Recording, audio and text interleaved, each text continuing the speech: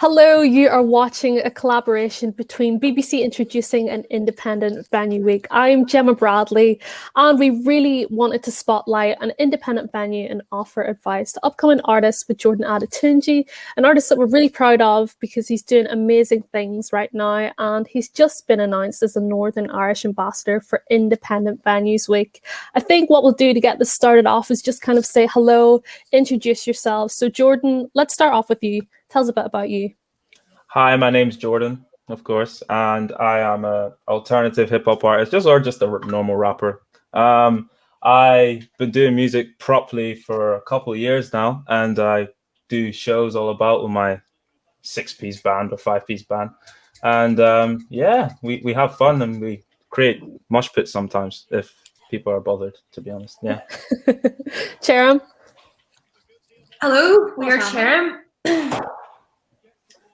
Alana, Hannah, Derry. We are a 3-piece indie rock bands from Derry, the Maiden City. Going now for 3 years or so. We won the Contender Award in 2019 and have been releasing music ever since. We've got a new EP on the way, and I just tour all over the country. All over the show. Up next, we have Sasha Samara. Hi, I'm Sasha. I'm an indie pop singer-songwriter. It's very exciting as, the 2020 winner of the Contender Award to also be here with the 2019 winners. Yes. But yeah, I've been making music for a couple of years also, currently working on the debut EP, and that's who I am. Super exciting stuff. We also have a representative here from Bennigans in Derry. John, tell us about yourself. All right, how's it going? I'm John. I'm a musician, first and foremost. I'm a pianist, a jazz pianist, but I also do a lot of other things with different styles. But I took over a little pub about 6 years ago and I started putting on gigs, and it's grown from there. So Bennigans, we do a lot of grassroots music. So I do a few jazz gigs there per week. We do a couple of original music gigs there a week as well. And we've had some really amazing acts coming through. It's such a tiny venue in the last 5 years. Sometimes it's hard to believe. But there's a really lovely scene that's kind of built around it. Great people coming out to support each other and coming out to each other's gigs, paying in. And there's been a really lovely thing that's developed over the last few years. So you mentioned Bennigans, and there's a really lovely atmosphere there. I've been there myself back in the day. Obviously, pandemic, can't be there now, but wishing I was. Could you tell me a bit more about that atmosphere? What would I expect to kind of see, or who's played there in the past? Well, the first thing I would say is don't expect the Ritz, because it's not that. But what you can expect is respect between the listeners and the performers, and between the venue and the performers. We do our best with what we have to support all the acts that come through. So whatever way that may be, in terms of making it as easy as possible to put on a gig. One of the major issues facing up and coming acts is obviously that it can be quite difficult and costly to put on gigs of your own music. So we do our best to make it as easy as possible, and also to encourage the audience to make a contribution towards the act that's performing. So, it's the door fees are never huge, but they still make a difference. What you'd expect is a fairly small space, which is going to be interesting in the next year to see how that pans out. Because one of the lovely things about Bennigans, if you're playing in the yard area, if you get like 70 odd people out there, it feels amazing, because it feels like the mosh pit area at the front of a stage at a large concert. It's a fairly small space, but the audience are right up in your face when you're performing, and are usually, you get quite a lot back from the audience when you're playing there. So What else can you expect? You can expect to have a great time and meet some lovely people who are really engaged. And that's one great thing about Derry is people love music so much, but they'll talk the ears off you, as an expression we like to use. But they are very engaged, and the audience is it's a very rewarding place to play. I find anyway. I've been playing there every weekend now for 6 years, so it's been great for me as a musician. It's given me great confidence, and we have regular people that come out every week to some of the gigs, the jazz gigs that I do. And that's really important, I think, in your development, is feeling that that you're giving something to the audience, and the audience are giving something back to you and helping you grow as an artist. I think that's a beautiful way to put it. I mean, I've been there myself. I've performed there myself. I'm sure you guys probably have performed there as well. And you always find that the audience is so attentive. It's such a nice place.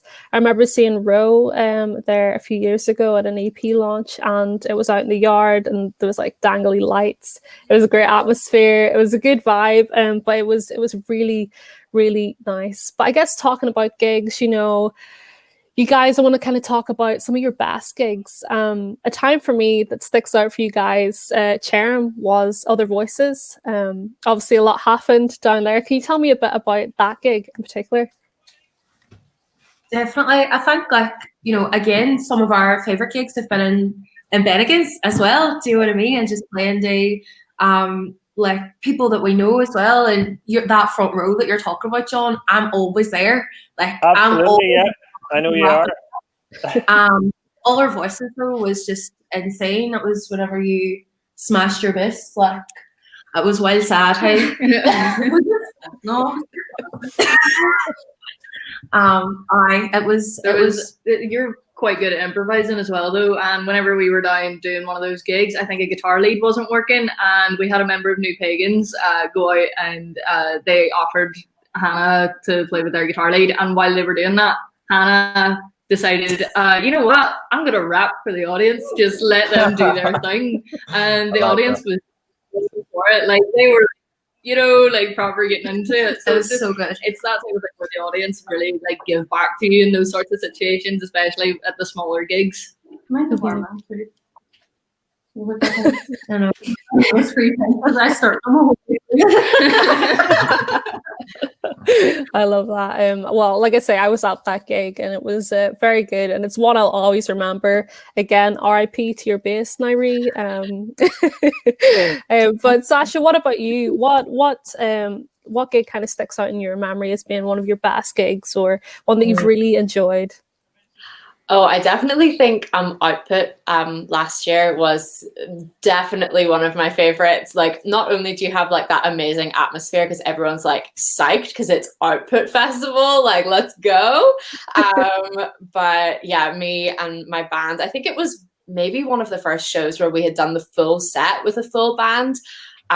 So just we were so excited to see how the arrangements would work in a live setting. So behind the scenes, there was so much excitement, and we were all yeah, okay, we're going to kill it. We're going to, we're just going to have so much fun. And then also having that feedback from the audience where people were really for you and really interested to hear the stuff you had to play. It was just amazing. I mean, the whole light setup and everything like that for that gig was amazing. I did catch some of the set, and it was rammed. It was absolutely rammed. You must have felt elated seeing that and being able to experience that. Yeah, it was definitely one of the most exciting and exciting experiences to get up on stage and be oh my days, there are so many people here. You got to pull it out of the bag, girl. You got to give it your all, give it your best, and not be totally overcome with nerves. So yeah, and I just want to shout out Amy Williamson, who I think was doing lights for that gig, because she always does such a good job, and it just brings the whole thing together. So good. And that was in the OES Centre in Belfast, because Output is an event that takes place, kind of an industry event where it's showcasing all artists and things like that across Belfast, and there's certain independent venues, and you just kind of walk over to one, there's a band playing, you go again to another one, another band is playing, and it's such a good vibe. I'll move on here to Jordan. Is there any gigs that kind of stand out to you that you've played? My favorite one is probably the Black Box whenever I did my headline show. And the reason because of that is because it's like I seen people, some people rapping full verses back to me, and like that meant a lot to me personally, because it's like I've written that music and taken my time to write those songs, and seeing people being able to relate to them and sing them back to you is something that I find that is just crazy, like that people are actually enjoying. And also I was able to play with a full band and everything, and that's where I feel like I really have my branding up to point, which is important at a live show, I feel. And the energy is crazy. And the Black Box, like they're so accommodating, like everybody there, and the guy doing the lights, to everybody, even the people that helped plan the event, it just went smoothly. And that's not an easy thing that happens at every event. And Black Box also is like a charity venue as well, which is just fantastic. And it shows that they're able to give back and also help artists coming up and stuff like that. So that was definitely my favorite one probably to date. I think just like how you mentioned, there's more than just one person behind a show, and I think that's really important to note with the independent venues as well, is that a lot of people work behind the scenes to put on a gig and to help these venues run as well. And I know it's been a challenging time for all of us, especially those working at independent venues themselves, and also the artists as well. Cherym, can you tell me a bit about what it's been like being an artist during this time? I think it's been really difficult. Like, it's, if anything, like, I feel like it's given us more time to kind of create and be creative and make music and write. And we were in the studio there in October. And we went and we did a couple of songs. It was literally just songs that we've been working on, all kind of by ourselves over lockdown and stuff, and just constantly like sending like demos back and forward to each other. So we kind of had an idea of the stuff that we wanted to record then come the time when we were ready for the studio. But like it's been crazy not gigging. Like that's just not us at all. Like before that we were on the road every weekend. We were playing like a gig almost every weekend, and just to go from such an active kind of lifestyle, like being on the road all the time, to like just like sitting around, it's like, oh my god, what do I do with myself? Like, do you know what I mean? Like you suddenly have all this time. And yeah, I suppose we've just been using that productively, just to write music and just do what. I feel like it can be quite difficult as well though, because we as a band kind of, whenever we write, we kind of bounce off each other in the practice room. So not having that improvisation there, not having that kind of like atmosphere where we can kind of sense each other's vibe, like it is quite difficult just kind of sitting on your own going, oh, like I need someone to be here to listen to this. I need someone to like, give me feedback for this bit of the song or whatever. So it is, you learn to work with yourself a lot, but it's kind of, it's just not great. Like, not having like them there. It's not great. It's not great. not ideal. Not ideal. Jordan, what about you? What has it been like for you? For me, it's been hard, of course, but like it's made me more creative, I feel, because it's made me have time to think into myself and also create things that I probably would have never created if this didn't happen, because it is a weird time like of life for everybody, really. So I feel like I've been able to create, but the thing that I miss the most probably, which is messing up everything, is like going out and doing shows and actually interacting with people. Like, I don't know if you guys have done any like live sessions, like online stream, but it's just like, it's great, but it's not the same, because like human interaction is completely different. So I feel like it's affected me in that way, but it's also made me more pumped and more creative. So yeah, negatives and positives. But there's always a positive in something. Yeah. But Sasha, I know that you had kind of been doing your Instagram lives. You had your sleepy jams that you've been doing. Tell me a bit about that.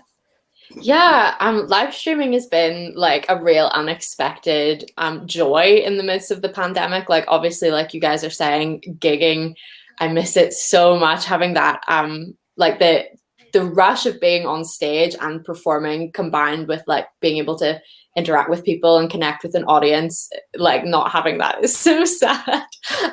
But yeah, live streaming has been an interesting like exploration, I think, because I totally agree, Jordan, it is not the same. It is completely like, it's just performing to yourself, which is really strange. and you can't gauge like, is this going well, or like, I'm not sure. But at the same time, like, I've had such a lovely community of people like rally around, like this sleepy jams, or I did lunchtime jams when lockdown kind of started as well.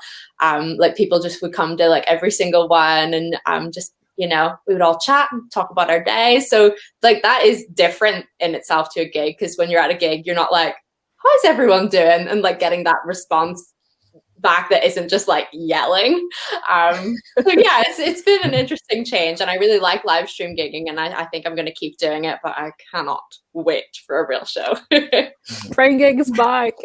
Yeah, Speaking of gigs, John, what I want to ask you is, do you have any advice to offer for kind of new bands doing their first few gigs? Yeah. Basically, yeah, what would I say?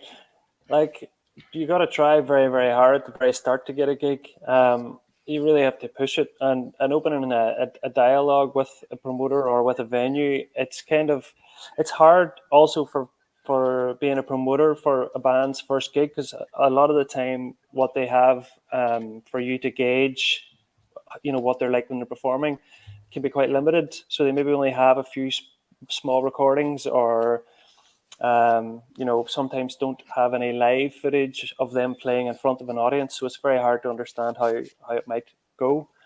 But I suppose getting something that represents themselves well, and that can kind of convince the promoter or the venue that they're gonna give an audience a good time. Either that, or that they're going to bring a crowd with them, that they have some kind of support online. Now, obviously, today it's much easier, because it's much easier to record yourself. It's much easier to film yourself and develop a following online before you maybe get that first step of a gig. But I suppose, you know, sometimes when people actually come in and come up face to face, if that's a possibility, and engage with you, and, you know, and open a dialogue, and then you can kind of work from there and develop a relationship and go, right, okay, we're going to try this, and let's give it a go, you know. I suppose you're right in saying it's a lot more personable than like an email. Yeah, but obviously it's not always possible. But it's, I suppose, like when you're at the very, very start of your journey, you know, you're going to be looking somewhere in your locality to, you know, to take that first step, and maybe then you can get some footage of you playing in front of an audience. You know, you're not going to be trying to book a gig in Dublin for your first ever gig if you're from Derry. Do you know what I mean? That probably isn't a great idea. You know? Very true. Jordan, do you have any advice to add on to that for kind of first time musicians wanting to gig as well? Definitely branding yourself well, and also sort of having organic sort of engagement with people. Like, you have to remember at the same time that everyone's people, and if someone is going to come to your gig, they have to know you, and putting yourself out there as real as possible is probably the best thing to do, I feel, because it's like you should treat people as your friends, like, in a way. So those people are your friends. Oh, everyone's your friend, and they're going to have to come to your gig, and they want to support you, and they want to show love to your music, as well as even showing how good you are live. Like, even if you don't have that opportunity there yet, going live on Instagram or something, and just showing how you play live, or doing live streams or stuff like that. And I feel like pushing that out in that way will always bring attention. If you keep being positive and having the right energy, you'll get there, definitely. Really well said. I guess it's that sense of community as well. Cherym, I know last year, you know, you guys said you're up and down in the car, gigging here, gigging there, basically everywhere. Are there any kind of those gigs that stick out to you in your memory? I think Output. Output And a culture night as well, I think. Do you know what? I had a gig in mind, but because it was just slept, like, it's gone. Just disappeared. Other voices and things like is up there for a fact. Like it's just the atmosphere was just amazing. Everybody was just on a high. They were just so happy to be to be able to go and listen to music, and we were just all having a crack, and it was just really, really good. It felt amazing. I think that's right. I think another one actually that came to mind was whenever we went to Dublin. Oh, sorry. Go ahead. Sorry. Yeah, it's the lag. No, it's all good. It's the lag. Continue on. So you were talking about your Dublin gig.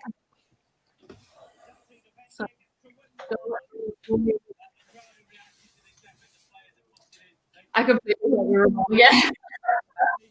I think one of the best gigs we played was with Fan Club, because like they're such an amazing band, but also their fan base is so supportive towards smaller bands. So whenever we played with them, we got such a good reception. Like whenever we played in the Button Factory and whatnot, because like all of their fans kind of just welcomed us as if like they were ours as well, and we did gain fans through that. And I think like that atmosphere is just like amazing to have. Especially with making friends with like other bands and their fan base. It's a good way to expand your network in that sense as well, supporting other bands, and like you said, I guess making friends with the band and their fans. Sasha, what about you? Have there been any kind of experiences that have stuck out in your mind when you've been gigging? Oh, I don't know. I mean, Output is such a standout gig for me. Like, do you kind of mean like gigs that have just stood out to me because I thought they were really fun, or things that I've learned from, or either or, whichever, you know? Well, do you know what? Gigs were so long ago, and I honestly I did so few before the pandemic sort of hit. I'm like, which ones? I guess the Ruby sessions was like such an experience. It was a totally different thing because it was such a small room to be performing in, and everyone, you know, gone are the days when this could happen, but everyone was like squished together like sardines. And it was a super like weirdly intimate experience to be like 3 feet away from someone and be singing right to them. So that was amazing and super cool to like get to share the stage with like everyone telling these amazing stories. Danny Larkin was on the lineup when I did my Ruby session, so that was incredible.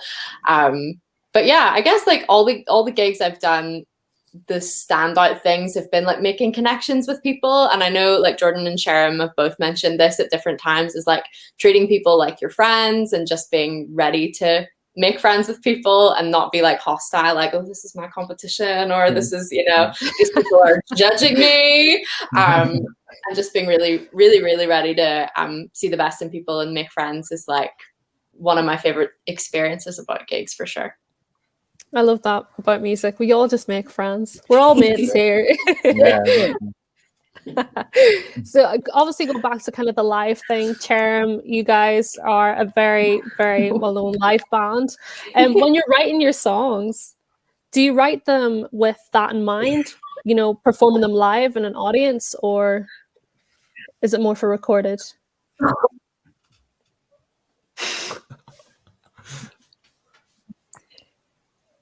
Yeah. I don't know if you heard me there. Cherym, are you there?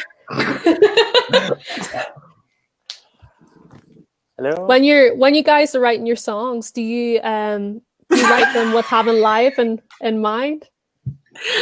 Our answer is so bad. I'm so sorry. It's all good. Okay, no worries. How do we write our songs? Yeah, do you write them for a live audience in mind?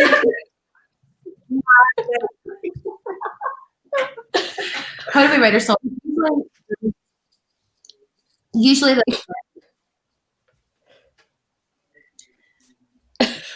sometimes like we write songs about like absolutely anything. So we'll write songs about friendships and relationships and just being a 20-something-year-old loving Derry and just about our own experiences. Usually, like one of us kind of comes up with a basic idea for a song and then brings it to the band. Is my internet pure weird? Can you hear anything I'm saying? Yeah, we can hear you. And then we kind of go from there.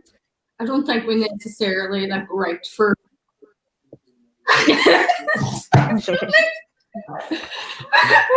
Oh, it's so bad. Oh, bad. That's our so Derry like, dumb internet. as well. We're like laughing at the fucking. Right, just Continue, you were saying you don't have. Okay, we'll come back to you. Okay, Jordan, when you are writing songs, do you ever have that kind of live aspect in mind? See, for me, I write songs. I do write songs for live. Like, I even have songs that I've written exclusively for live that aren't even released sometimes, because it's about interaction with the crowd and things that, especially if you're performing to a crowd that probably never heard you before, it's nice to have them involved to some extent. So I do have some songs that I would put for live. But when I'm writing, personally, I do write some for live, and I write some that are for recording because I want something to touch someone in a different way. So I do have some really mad, energetic songs for live, and then some that are just more personal for your ear listening. Because I feel like a lot of music is for time and place sometimes, and where you are and how you feel. So if you want to be in a chill mood, sometimes I might, just do a recording and not do it live, and then some I might just do for live. So it depends, yeah. Yeah. What about you, Sasha? Do you kind of take that into consideration when writing? Maybe not so much when I'm writing. I think actually at the minute it has definitely like come into my mind because I'm so fixated on getting back to live performance that I'm like, I wonder if this line will go down well with an audience. But in the past, it has just been like I've just written for me, and really where the live element comes into it is when I get to arrange. When I, get all the boys in the band together and we sort of think about like, the dynamics of the song and how that's going to work with the dynamics of a room. And it's the best moments where something happens and you're like, oh my days, people are going to love this. And then you kind of have to wait for the payoff to see if they actually do or not. Sometimes they do not. It is not always a perfect formula. Yeah. But yeah, so I definitely think the writing comes from a much more personal place. But once you get to arranging a song, you're like, okay, we need to like think about the audience and, how they're going to respond to it. I think it's lovely. Like, say if you are in a practice room with your band and you are arranging and then you just get the right arrangement. I think there's like no other better feeling than that. Something you've been working on for a while and you're like, that's it. That's the one. Cherym, I'm going to come to you. I'm hoping that your internet is good. I'm not talking like a robot or anything like that. Can you remember your first gig that you guys played as Cherym? So Alana's only in the band for the last 2 years now. But there was another player as well. So the first gig that she had, we weren't even there. I know. So take your pick. Which gig? The first time you guys were Cherym, this Cherym. Alana's first gig was in Dublin, wasn't it? Williams. It was actually yesterday, 2 years ago. Well, Sasha, I'll move on to you now. Do you remember the first gig you played? Yeah, it was the first real. Oh, Cherym, are they back? You're back. I think. Who's to say? But yes, the first gig I ever played was in November 2018. And I was participating in a young singer-songwriter competition. So yes, it was definitely nerve-wracking. I'd gotten all gussied up in my new dress and was ready to perform, but it was part of it went really well. I was playing an original song and a cover, and the original song was oh yeah, I know my song, I wrote it, this is fine, I can perform it, it's great. And then the cover, I just got a little too excited and my voice just was not on point. And, for obvious reasons, I did not win. I came second.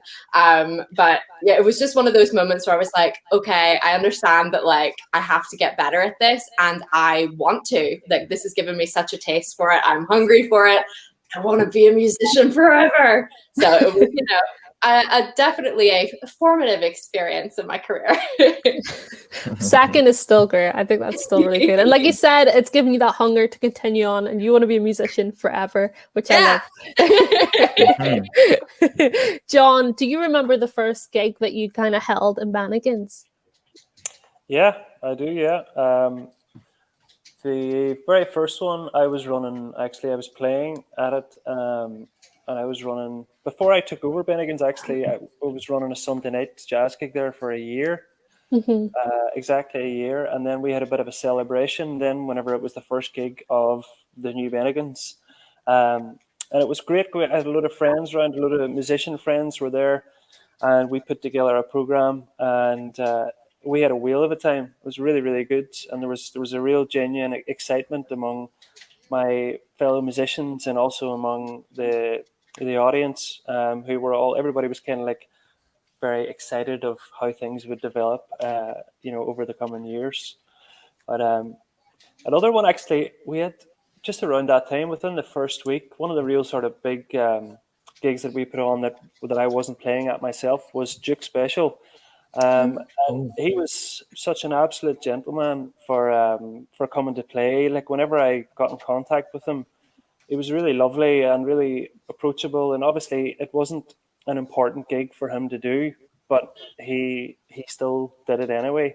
And it was I learned a few hard lessons that night, because it was one of the first experiences of there were more people wanting to buy tickets than I had to sell.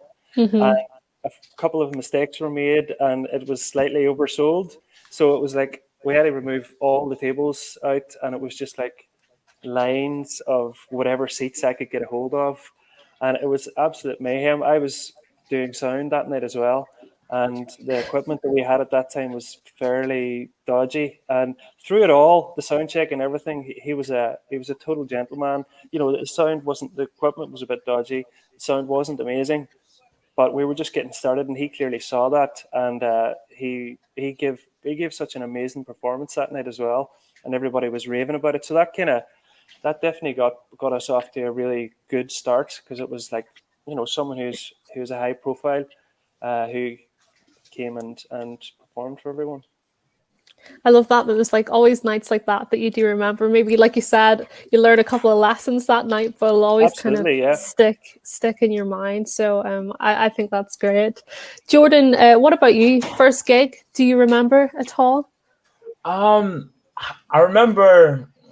I can't remember my first gig, but I can remember like one of the start, if you get me. So I remember that.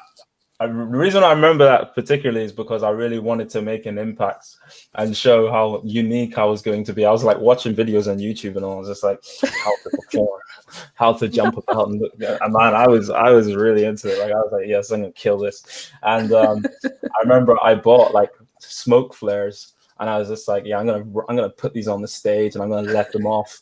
And I was just like, I did all of it. Like, I went up, and I remember going up. And I didn't have the band then; I just had a DJ, and DJ started playing. And I just let off smoke flares, and one of them didn't go off. And I was just like, damn! So I just threw it to the side, and like it just smoked up the whole like stage. I just continued going on, and yeah, it was good because I didn't really freeze, because that was the first time that I kind of was like, I'm just going to put all my energy out, and people kind of bounced off my energy, and I was like, oh, that's my thing. My thing is giving the energy that I have, and people sort of reciprocate that back, and it was fantastic. Yeah, that was my first gig. It was a bit nuts, but yeah, it went well. Oh.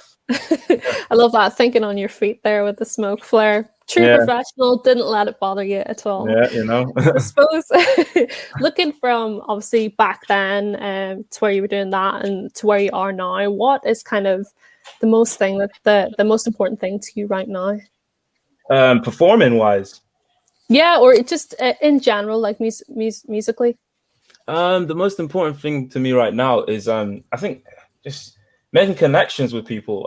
I think that's the most important thing to me. Like if I make a song, because I do a lot of genres, like a lot of mixed genres, and when I hear people that maybe wouldn't listen to this particular sound say that they like the song or are into this or really take the message, I feel that's so important to me. Or if someone's telling me what my song has done for them, I think that makes me feel like, yeah, I'm doing the right thing. Like, this is actually connected with some person, like even if it's just one person for that one song, that's enough for me. So yeah.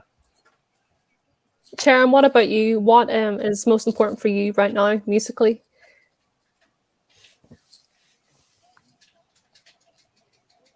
Damn. Damn. We tried. Oh no. Well, Sasha, I'll come to you, and hopefully they will unfreeze soon. What's most important to you right now?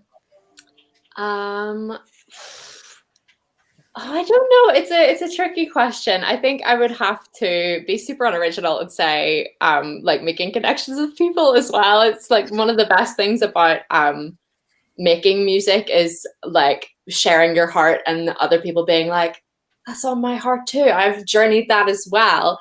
And yeah, and that's amazing. My most memorable moments of gigs have been like coming off stage and people saying like, oh my word, that lyric in your song, like, so just like sums up like the last year of my life, or that made me cry because that's what I'm going through right now.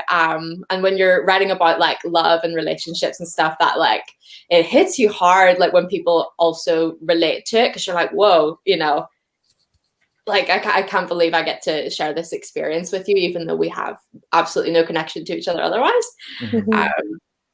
And yeah, I guess like that aspect of it, we're connecting with the audience is so important to me. And then connecting with like your crew and your band is like so amazing. Like my band have really become my family, like over the course of gigging with them. I love them so much. And then making those connections with sound and lighting people and getting to like feed off everyone else's excitement and skills. It's just like awesome. I love it. I think that's something that's great about the music industry. It is a big community. You do make connections and everybody does kind of become your family, which is really, really lovely. John, as an independent venue owner, what's most important to you right now? Getting gigs happening again, hopefully as soon as possible.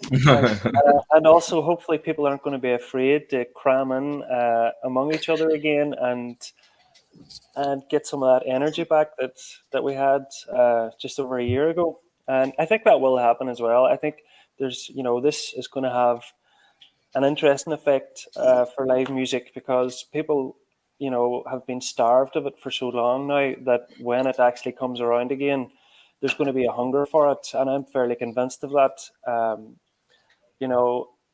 People maybe just before it happened, there's so much going on. There's so many distractions in life that sometimes people forget what's important. And being at a live gig and being standing right in front of a group of people who are, who just create this noise and energy is an amazing thing. And hopefully we're going to see the numbers that are going out to attend gigs skyrocket when we do actually get at it again. And hopefully that's not too far away either. There doesn't seem to be any reason why that wouldn't happen. If the people who are at risk get their vaccines, everyone else should be able to, go back to living their lives in a sort of in the way we used to. Well, I hope that happens very, very soon. Cherym, I'm going to ask you, are you back? Can you hear me okay? Yeah. Sweet, happy days. Well, what I want to ask is when live gigs do come back and it's safe to do. So again, what can we expect to see from a live Cherym gig? Just 100 times better than we were before. Like we just want to, be able to get on stage and straight away the hype was there. Like we just want to get the songs 10 times better than they were before, which they are. Mad. We're just I don't know. We're just so excited. Like we just can't wait to get back. Like get back to see everybody and do our thing with each other. Like you know what I mean? Mm-hmm. Definitely. Well, I think it's going to be super exciting when they do come back. Sasha, what can we expect to see at a Sasha Samara gig?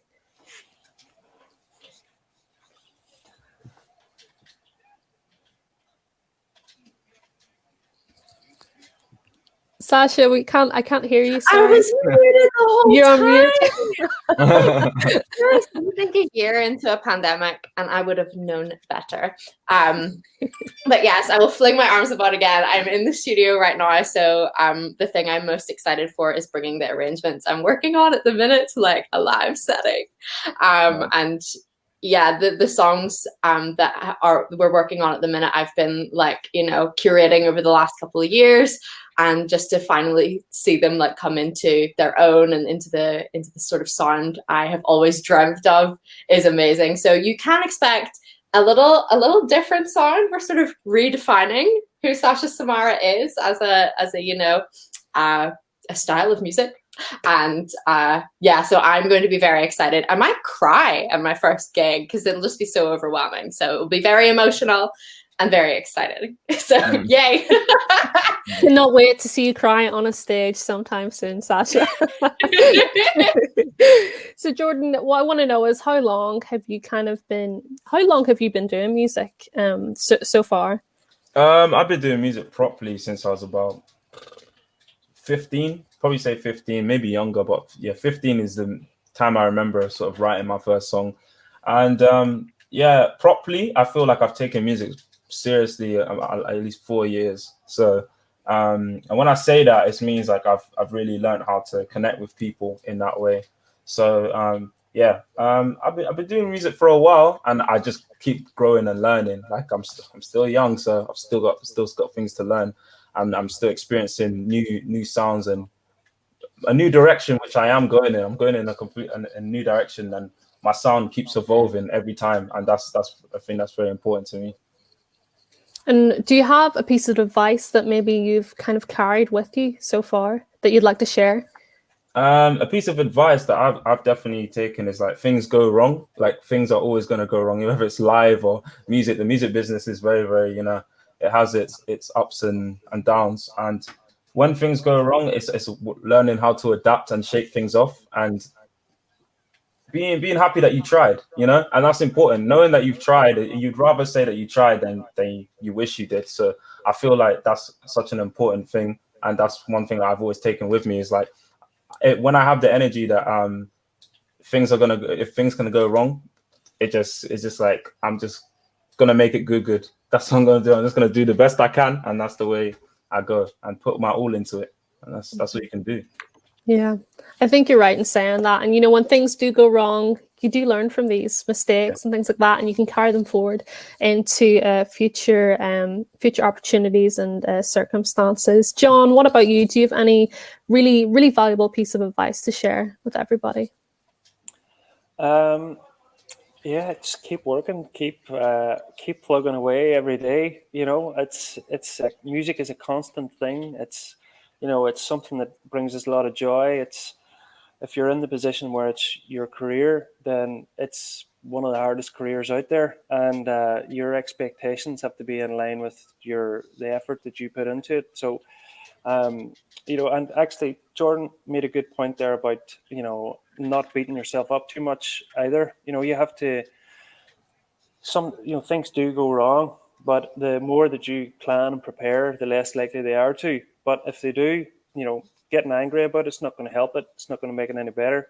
You have to just try your hardest and keep plugging away, and and don't let things get you down if things don't go exactly to plan, because most of the time they don't. And it's about being able to take whatever's thrown at you and react. And all the greatest performers all have that skill. It's like no matter what happens, they're going to turn it into something that's positive and exciting. Definitely. Yeah. And I'm going to end on this question for everyone, obviously one at a time. But I'll start with you, John. What are the plans for 2021? Well, again, that's going to be. It depends when we can get back at doing gigs again, but as soon as we can, I am super excited and super recharged and ready to get back at it. And I have a little improvements that that I've already sort of started doing with the venue, and also getting out there more as a musician myself. And I have some of my own projects and recording plans and things as well. So yeah, I think 2021 is try to have as much fun as possible and do as much music as possible, and enjoy life. Enjoy life. I love that. Cherym, back to you. Plans for 2021?